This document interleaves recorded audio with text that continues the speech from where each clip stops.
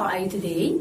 We are so grateful, yeah. Now we will start our lesson science. So please prepare yourself, prepare your textbook, notebook, and your pen. So are you ready? Okay, let's start now.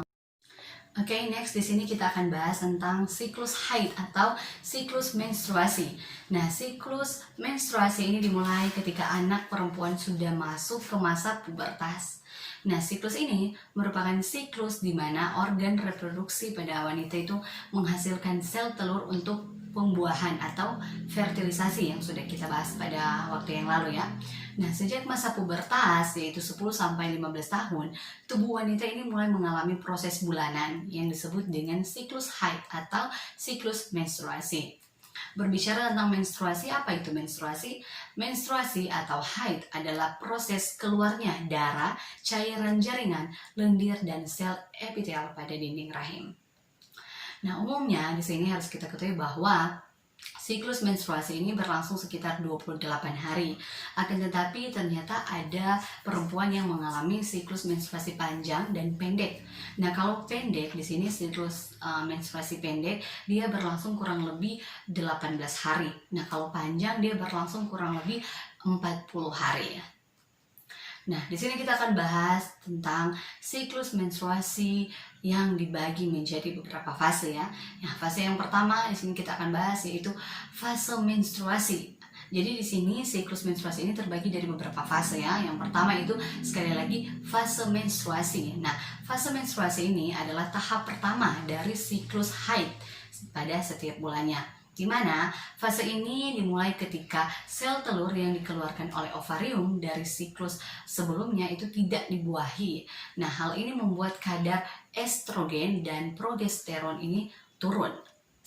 Nah, lapisan rahim yang menebal dan sudah dipersiapkan untuk mendukung kehamilan pun tidak lagi dibutuhkan, ya kan?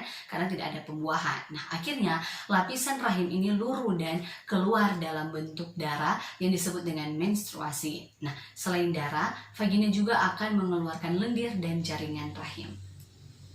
Nah, pada fase ini kita sebagai wanita akan mengalami beberapa gejala yang dapat dirasakan dirasakan yang ada yang berbeda pada tubuh kita ya.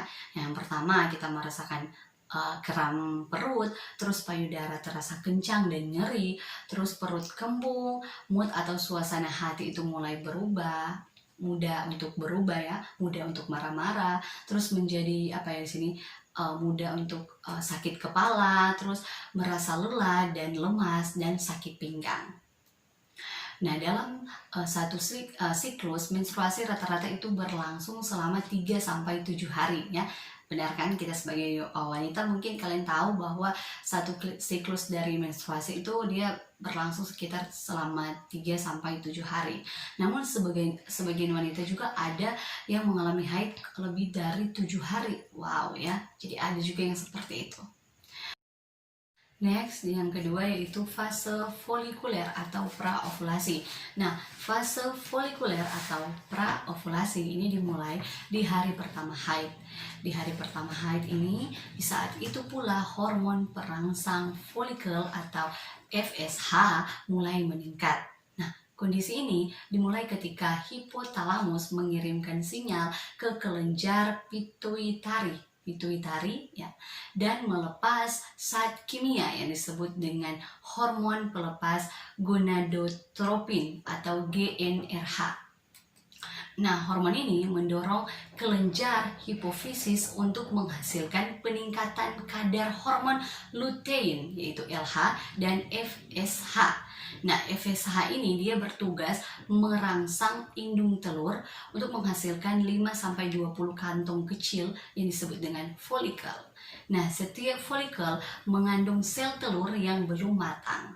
Nah, dalam prosesnya hanya sel telur yang paling sehatlah yang akhirnya akan matang. Sementara itu sisa folikel yang lainnya itu akan diserap kembali ke dalam tubuh. Jadi hanya satu ya yang memang sehat, jadi hanya satu sel telur yang memang sehat yang akan matang, yang lainnya itu akan kembali ke dalam tubuh.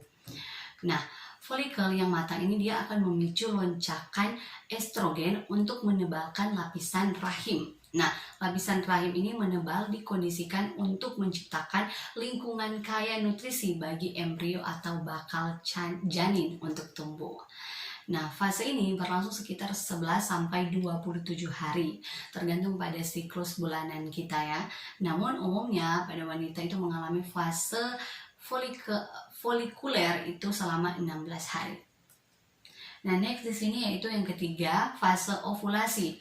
Nah, meningkatnya kadar estrogen selama fase folikel atau praovulasi memicu kelenjar pituitari itu untuk melepaskan hormon luteinizing atau LH. Nah, di fase inilah proses ovulasi ini dimulai. Nah, ovulasi biasanya terjadi di pertengahan siklus, yaitu sekitar 2 minggu atau lebih sebelum mulai menstruasi. Nah, ovulasi adalah proses ketika ovarium melepaskan satu sel telur yang matang. Jadi ovulasi ini adalah proses ketika ovarium ini sudah melepaskan satu sel telur yang matang. Nah, sel telur ini dia kemudian akan bergerak ke tuba falopi dan menuju ke rahim untuk dibuahi oleh sperma. Nah, masa hidup sel telur ini biasanya dia hanya sekitar 24 jam untuk sampai bertemu dengan sperma. Jadi hanya 24 jam ya. Nah, fase ovulasi ini adalah satu-satunya kesempatan terbaik sepanjang siklus menstruasi untuk para wanita yang ingin berkesempatan hamil. Nah, jadi kalau ada pada wanita yang ingin berkesempatan hamil, di sini fase yang terbaik adalah fase ovulasi. Nah, setelah 24 jam harus kita ketahui bahwa sel telur yang tidak bertemu dengan sperma ini dia akan mati. Jadi ketika 24 jam ini sel telur tidak bertemu dengan sperma, maka sel telur akan mati. Nah, di sini harus kita ketahui bahwa ketika ovulasi, wanita biasanya mengalami keputihan dan suhu basal tubuhnya itu akan meningkat. Berbicara tentang suhu basal tubuh, apa itu suhu basal tubuh? Nah, suhu basal tubuh ini adalah suhu terendah yang dicapai selama istirahat atau dalam keadaan tidur. Nah, dimana kalau suhu normal tubuh itu kan dia berada sekitar 35,5 sampai 36 derajat Celcius. Namun kalau saat ovulasi, suhu akan naik mencapai 37 sampai 38 derajat Celcius. Nah, suhu basal ini dia diukur dengan termometer yang ditempatkan di mulut, vagina, atau anus.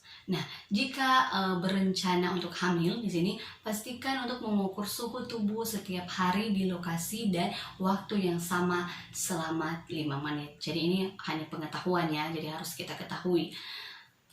Nah, pengukuran suhu basal itu paling baik dilakukan di pagi hari setelah bangun tidur dan sebelum mulai beraktivitas apapun.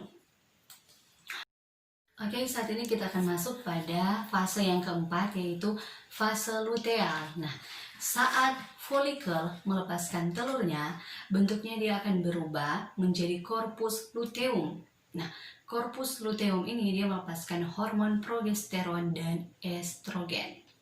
Peningkatan hormon di fase yang keempat ini berfungsi untuk menjaga lapisan rahim tebal dan siap untuk ditanamkan telur yang telah dibuahi. Nah, jika positif hamil, tubuh akan menghasilkan human chorionic gonadotropin atau HCG, di mana hormon ini membantu menjaga korpus luteum dan menjaga agar lapisan rahim tetap tebal seterusnya. Nah, namun di sini jika tidak hamil, korpus luteum ini dia akan menyusut dan diserap oleh lapisan rahim. Kemudian kadar estrogen dan progesteron itu akan perlahan menurun dan membuat lapisan rahim akhirnya terlepas dan meluruh. Dan di sini apabila tidak hamil, di fase ini akan mengalami gejala yang disebut dengan sindrom pramenstruasi atau PMS. Nah, ada beberapa gejala yang biasanya akan muncul, yang akan dihadapi ketika memang tidak hamil ya, yaitu gejala PMS di dalamnya itu kita merasakan perut kembung, terus payudara membekak dan sakit, terus suasana hati mudah berubah, terus sakit kepala, berat badan mulai bertambah, dan merasa ingin terus makan dan sulit untuk tidur. Nah, fase luteal ini biasanya berlangsung selama 11 hingga 17 hari. Namun, rata-rata wanita mengalami selama 14 hari.